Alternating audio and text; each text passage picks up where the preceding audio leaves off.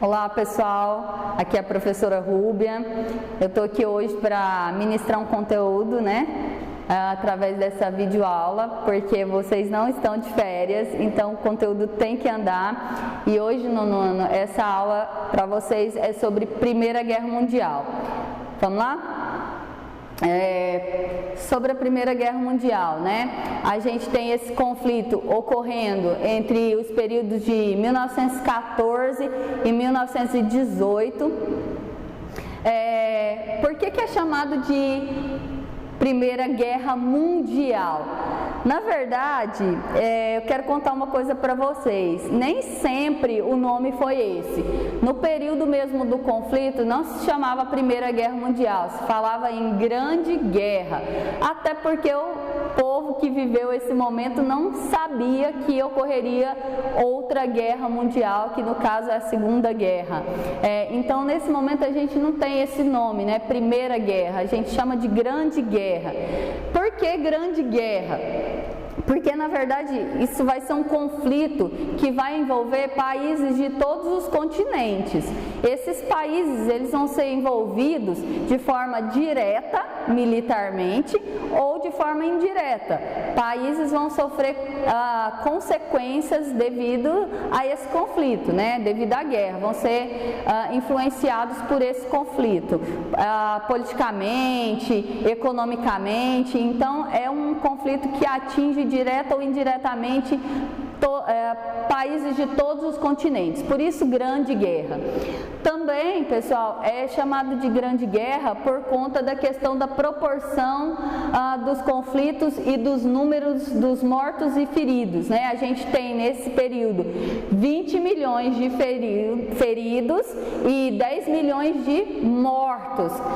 Então é muita morte causada pela Primeira Guerra. A guerra é uma máquina de morte, pessoal? Uma máquina de destruição. Então é chamado de Grande Guerra por conta disso também, por conta das mortes e por conta dos feridos, do número de mortos e feridos. E aí, pessoal, para falar da guerra em si mesmo, a gente precisa entender por que ela vai ocorrer. Então é necessário a gente falar de um tempinho anterior à guerra, dos antecedentes da guerra. Bom, o período antes da guerra, o período mais ou menos que vai de 1880 até 1914, que é o início do conflito, é um período que vai ser marcado por um clima de muito otimismo na Europa. Então, na verdade, nessa época vai ter um otimismo muito grande das pessoas por conta da questão do progresso, A gente está tendo muitos avanços tecnológicos nesse período, e esses avanços tecnológicos, eles vão fazer com que as pessoas fiquem satisfeitas com esse progresso, se sintam felizes com esse progresso. Porque esses avanços tecnológicos, eles vão afetar a vida dessas pessoas, melhorar a vida dessas pessoas. Então há um clima muito forte de otimismo, de exaltação desse progresso, de exaltação desses avanços tecnológicos. E também há um desenvolvimento cultural graças a esses avanços tecnológicos. Então, uma cultura proliferando de forma diferente nesse momento, Nós temos de invenções nesse período: telefone, automóvel, avião, telégrafos, bondes elétricos. A gente tem as vacinas aparecendo nesse momento, então é um desenvolvimento também na área da saúde, Caso de tuberculose, vacinas para tuberculose, para tétano, para cólera. Então as pessoas, elas vão acabar tendo a sua vida prolongada devido a avanços na medicina, avanços tecnológicos que vão aparecer. E aí, pessoal, graças a esses avanços tecnológicos, a gente também tem uma cultura que é a cultura do lazer aparecendo, Nesse período vai abrir na Europa e em outras partes do mundo também muitos teatros, muitas galerias de arte, praças, cafés. Então há uma circulação maior de pessoas por lugares, descobrindo coisas novas, novos instrumentos, aparelhos novos que modificam a sua rotina. Então é um período de felicidade, digamos assim, de otimismo. Bom, pessoal, mas se tem esse clima de otimismo, de felicidade, de exaltação do progresso, por que vai ocorrer a guerra? Né? Quais são os motivos que vai levar à guerra se estava tudo tão maravilhoso, né? Então, a gente pode listar aí 3 fatores fundamentais para início dessa guerra. Primeiro, a questão do imperialismo. O que é isso? Com o desenvolvimento tecnológico, a gente vai ter um desenvolvimento industrial. Então, esse desenvolvimento tecnológico, ele vai atingir também as indústrias, né? Novas máquinas utilizadas na indústria vão aparecer. Isso vai fazer com que a produção industrial cresça muito e que as nações, né, elas busquem cada vez mais matéria-prima para a produção, porque a produção vai ser aumentada graças a essas novas tecnologias. Então a gente tem as nações industrializadas buscando lugares para explorar matéria-prima e também buscando lugares para vender os produtos depois de prontos, né, os produtos industrializados. Então há uma corrida, uma disputa entre as nações industrializadas por áreas de influência no mundo. É o chamado imperialismo, elas vão disputar áreas de influência no mundo. Temos também a questão do nacionalismo. Nesse período, pessoal, a gente vai ter a formação de novos países, de novas nações. Essas novas nações, elas vão surgir a partir da tomada de territórios de países já existentes. E depois que elas surgirem, elas também vão querer ampliar o seu território. Aqui um exemplo muito bom é a Alemanha, né? A Alemanha, ela vai surgir quando a Prússia, ela tomar alguns territórios que pertenciam à França, como o da Alsácia-Lorena, e o Império Alemão vai ser formado através dessa dominação de territórios. E principalmente esse território da França, né? Então junta-se o território da Prússia com esse território da Alsácia-Lorena, que era um território francês. Essa guerra vai fazer com que a França fique muito ressentida com esse novo país que está surgindo, que é a Alemanha. Então começa a criar uma rixa entre eles, por conta dessa perca de territórios. Nós temos também a questão dos conflitos, né? Conflitos na área chamada de Balcãs. Pessoal, essa área era uma área dominada por 2 grandes impérios na época, que é o Império Austro-Húngaro e o Império Otomano. Então a gente tem esses impérios dominando essa área. Eu coloquei aqui para vocês um mapa, né, dessa área. Esses 2 impérios dominavam essa região, porém, nesse período, no final do século XIX, início do século XX, a gente vai ter alguns territórios se libertando do domínio desses impérios, né? Como é o caso da Sérvia, que vai se libertar do Império Otomano, né, turco-otomano, e além de se libertar dessa dominação, ela vai incentivar que outros lugares também se libertem da dominação desses impérios. A Sérvia, ela na verdade é composta nesse momento por povos eslavos, né, que são na verdade essa região é composta muito por esses povos eslavos, que são povos vindos ali da Rússia, que ocuparam essa região. E aí a gente tem, pessoal, essa Sérvia incentivando independências de outros lugares, como por exemplo da Bósnia e Herzegovina, que é uma área que também era de ocupação de povos eslavos. Então a Sérvia incentivou muito a independência da Bósnia e Herzegovina, porque ela tinha a ideia de que se eles se tornassem independentes, eles podiam formar a chamada Grande Sérvia, né? Juntar esses povos eslavos em uma única nação. Então a gente tem aqui essa questão das Balcãs influenciando muito na questão da Primeira Guerra Mundial, porque quando começam essas disputas no mundo, por áreas, né, por territórios, por áreas de influência, a gente vai ter formando duas frentes de apoio aqui. A gente vai ter formando alianças, né? Os países, eles vão formar alianças de proteção para uma possível guerra por disputa de território. E aí, pessoal, a gente vai ter um período conhecido como paz armada. A paz armada é um período em que vai ter muito desenvolvimento de tecnologia de guerra, né? Tecnologia para guerra, muitas armas sendo desenvolvidas, muitas estratégias de guerra sendo criadas, e a gente vai ter o serviço militar sendo obrigatório para vários lugares, né? Vários países vão transformar esse serviço militar em serviço obrigatório.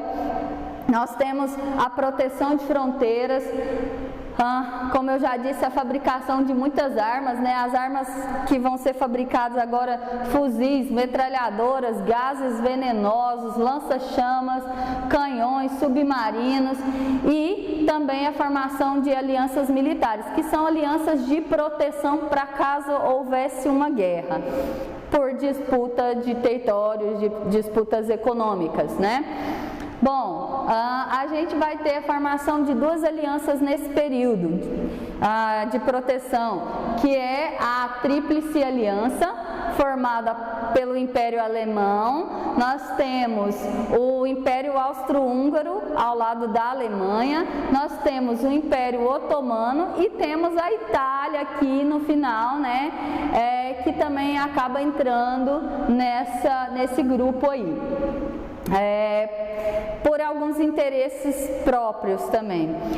Nós temos de um outro lado uma outra tríplice se formando, que é a Tríplice Entente. Nessa Tríplice Entente, quem vai compor essa aliança militar aí é o Império Russo, a França e a Inglaterra. Mas o que tem a questão dos Balcãs a ver com tudo isso, né? Na verdade, é uma questão nesse lugar, nos Balcãs, que vai levar à Primeira Guerra, né? E a ativação dessas alianças, sair da área teórica e ir para a área prática, essas alianças, né? O que acontece? Início da guerra, quando por quê, né? Nós temos nesse período o assassinato do herdeiro do trono, né, do Império Austro-Húngaro, que é um cara chamado Francisco Ferdinando. Ele vai ser morto em 1914 em Sarajevo, que é a capital da Bósnia-Herzegovina. Na verdade, ele estava visitando a Bósnia nesse período para poder conter ali naquele momento a tentativa de separação, né? Então a Bósnia, ela estava sendo incentivada a todo momento pela Sérvia a fazer a sua independência. E como era o Império Austro-Húngaro que dominava aquela região, esse herdeiro do trono do Império, ele vai até essa região tentar conter essas manifestações em prol da independência desse lugar. Só que quando ele chega lá, ele vai ser assassinado. Quando ele chegou lá, ele vai ser assassinado por um grupo terrorista de sérvios. Então os sérvios vão matar esse herdeiro do trono junto com a mulher dele, e isso vai fazer com que aconteça o estopim, o fato que faltava para o início da guerra. Esse é o fato inicial da guerra, né? É a morte do Francisco Ferdinando, herdeiro do trono do Império Austro-Húngaro, por sérvios. E aí, pessoal, o que acontece? Quando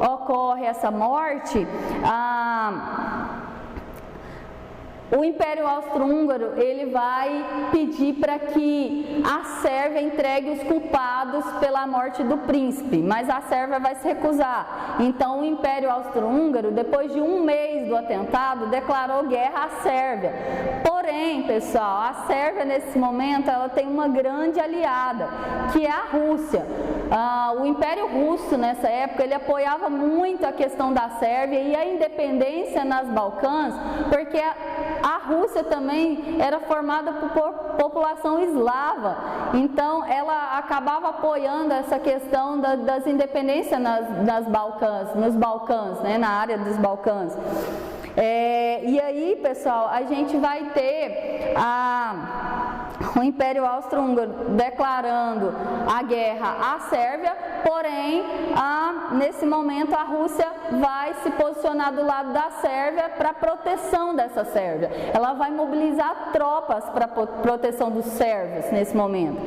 E diante disso, a gente tem a questão do Império Austro-Húngaro pedindo para a Rússia desmobilizar essas tropas. Mas como isso não vai ocorrer, a Alemanha vai entrar para o lado do Império Austro-Húngaro. Já que eles tinham uma aliança militar, a Alemanha vai declarar guerra à Rússia, à Sérvia e vai declarar guerra também à França, que fazia parte da Tríplice Entente, e a Inglaterra depois, né, que também faz parte da Tríplice Entente. Então, nesse momento, aquelas alianças que estavam só na teoria começam a funcionar na prática.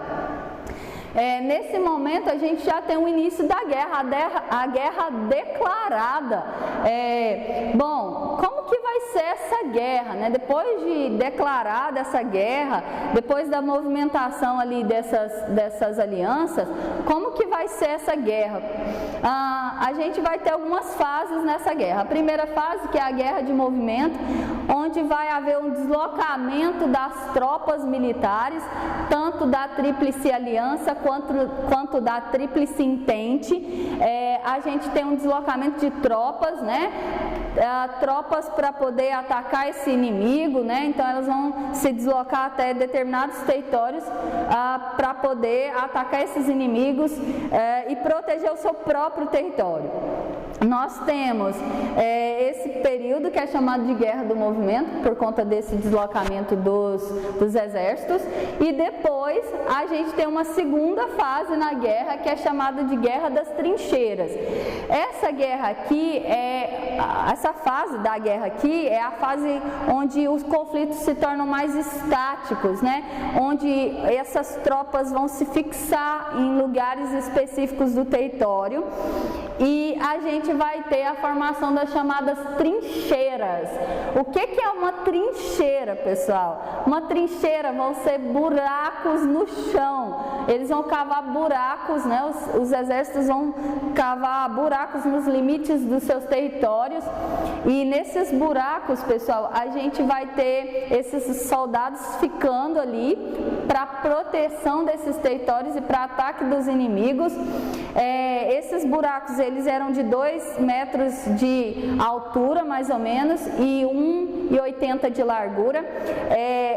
Essa fase da guerra é uma fase muito dura, pessoal. Por quê? Porque, na verdade, nesses buracos vai faltar de tudo, né? Vai faltar comida, vai faltar condições de higiene, né? Os soldados vão ficar ali expostos a todo tipo de contaminação, falta de água potável, falta de comida. Eles vão comer enlatados nessa época, geralmente enlatados perdidos.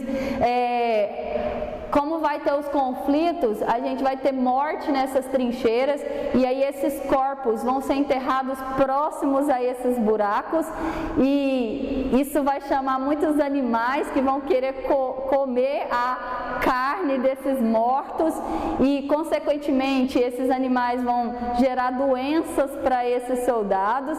Então era muito comum nessas trincheiras a presença de ratos, de baratas, né, de todo tipo de animal ali, e esses ratos defecavam, urinavam e vão levar doenças, né, para essas pessoas, piolho, então é um verdadeiro inferno nessas trincheiras, né?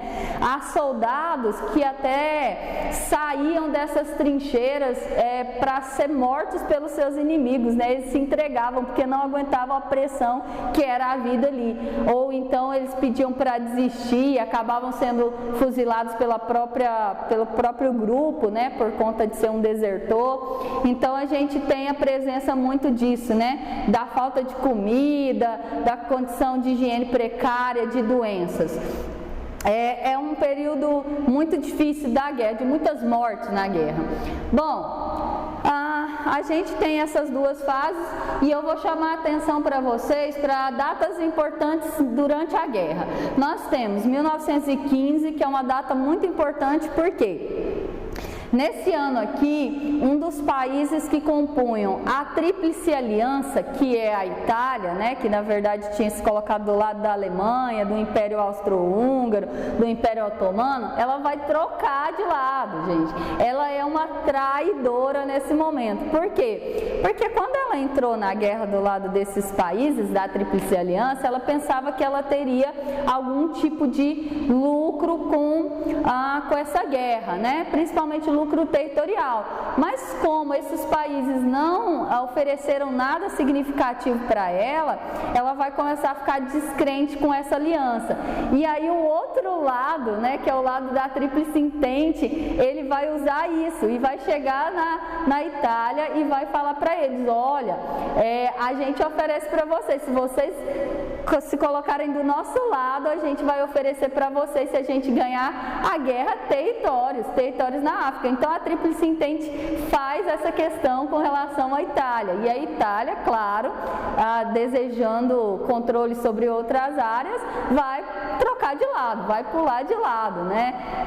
Vai passar para o lado da Tríplice Entente e vai fazer com que isso cause um desequilíbrio de forças. Outro ano importante também, né, durante a guerra, é o ano de 1917. É um ano do qual o Império Russo ele vai deixar a guerra, porque a Rússia, durante toda a guerra, ela vai ser muito atacada, ela vai ser destruída, os seus núcleos urbanos, as suas plantações vão ser muito destruídas por conta de ataques da guerra, e ela vai ficar totalmente falida, o povo russo vai começar a passar fome. Então problemas internos do território russo vai fazer com que a Rússia deixe a guerra no ano de 1917. Ela vai assinar um tratado de paz, né, com os grupos envolvidos na guerra, e dizendo que está fora da guerra e que não mais atacará ninguém e que também não deseja ser atacada por ninguém. E aí nesse momento também, em 17, a gente tem um outro fator importantíssimo na guerra. Esse ano é fundamental para a guerra, e a gente tem esse fator aqui, que é a entrada dos Estados Unidos, pessoal. Nesse ano de 1917, a gente tem um gigante entrando na guerra. Os Estados Unidos, na verdade, ele já participava do conflito. Que forma? Vendendo mercadorias, vendendo principalmente para a Tríplice Entente, né? Então vendia muita mercadoria para França, para Inglaterra. Só que o detalhe nesse momento os Estados Unidos ele vai perceber que esse conflito está se arrastando demais, e ele vai ficar com medo da Tríplice Entente perder esse conflito e essas dívidas que a Inglaterra, que a França, que os países da Tríplice Entente tinham com ele não fossem pagas. Então ele decide nesse momento entrar na guerra para poder ajudar esses países da Tríplice Entente a vencer esse conflito e assim poder cobrar deles a dívida que eles tinham, né, com eles. Então os Estados Unidos eles colocam de uma forma direta na guerra, militarmente falando, né, por conta de questão de lucro. lucro, pessoal. Então, no ano de 1917, eles vão começar a mandar tropas e agir de forma direta nessa guerra com militarismo. E isso vai desequilibrar todo o conflito, né? Vai dar um gás a mais para a Tríplice Entente e vai fazer com que a guerra seja vencida por esse lado. Então, foi o lado da Tríplice Entente, com a entrada dos Estados Unidos, que ganhou esse conflito, né? A gente tem, então, em 1918, um tratado de paz sendo assinado, porque vai ficar inviável para a Tríplice Aliança manter essa guerra, né? Os Estados Unidos ele vai desequilibrar para o lado da Tríplice Entente e a Tríplice Aliança não vai conseguir resistir. Então, em 1918, devido a questões financeiras, a Tríplice Entente vai vencer a Tríplice Aliança se rende nesse conflito. E aí, em 1919, nós temos a assinatura do Tratado de Versalhes, que é o tratado que vai colocar a reorganização, as políticas de reorganização da Europa. É por esse tratado que a gente tem as questões políticas e econômicas reestruturadas na Europa, e é por esse tratado também que a gente tem as punições sendo colocadas sobre os perdedores. Esse tratado é o tratado que marca oficialmente a questão do final da Guerra Mundial. O conflito vai se encerrar em 1918, porém o tratado é assinado em 1919 e define como o mundo vai ficar no pós-guerra. Mas isso é assunto para uma nova aula, ok, pessoal? Dúvidas serão tiradas futuramente nas nossas aulas em sala. Obrigada.